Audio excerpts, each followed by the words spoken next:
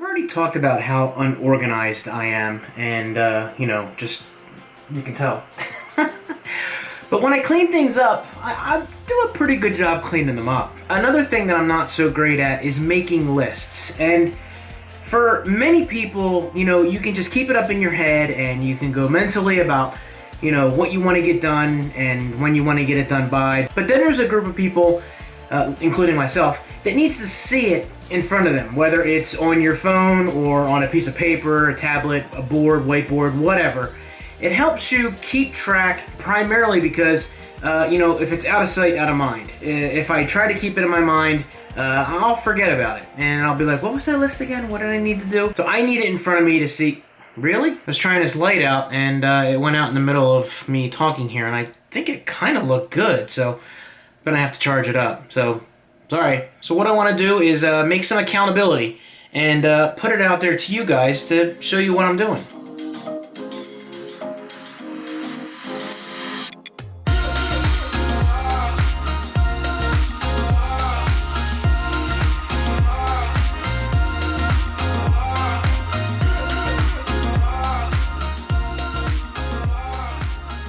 So, my list. Blank as can be, as you can see. There are a few things, obviously, right now that are on the top of my list, and obviously that first thing is going to be finishing the basement. Now, with the basement, there is a few things that need to be done. And first things first is finish the drywall, which I have started, and that's going to be hanging the drywall, because there's going to be quite a few things in that. Now, I'm going to take... I go on like this for like another few minutes, and as I'm editing it, I'm realizing no one cares what's on the list. I should just flash up the finished list here. Boom, there it is. That's the list.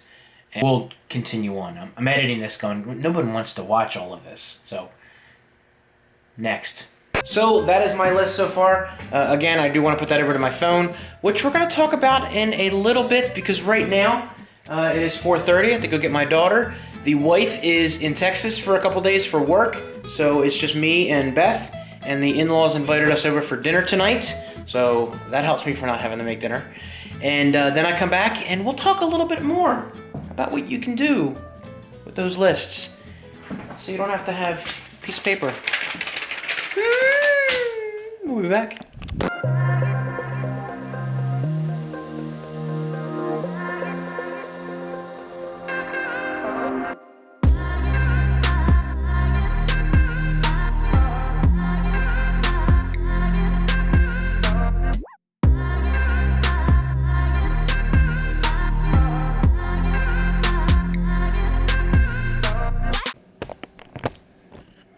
I went through a number of different list apps. I had been using the standard, here, let me show you, Note app on the iPhone. And, it's real easy to go in and, place a list and, you're able to check it off as you go. So, something that's very, very easy. But I figured, you know what, let me try some of the other ones that are out there. And I don't even think I tried this Asana one on there. No, I didn't even sign up for that. But here's the problem with these things. They want you to sign up for all this stuff. I had to sign in. And, for example, okay, so this one, what's this app called? This one called is To-Do List. And, I went in and I started doing the basement. And when I went in to actually write something in here, it doesn't give you an option for notes. So I can't necessarily put a list of what I want done in the basement, and in order to do that, you gotta upgrade to a paid app. So, out. Next is this Any.do. Again, something else you have to, open an account for, which is just mental. But this does let you go in and actually do notes and sub-files. So I can put spackle drywall, finish hanging drywall. It doesn't necessarily give you a way to check it off. So, again, there's a lot going on.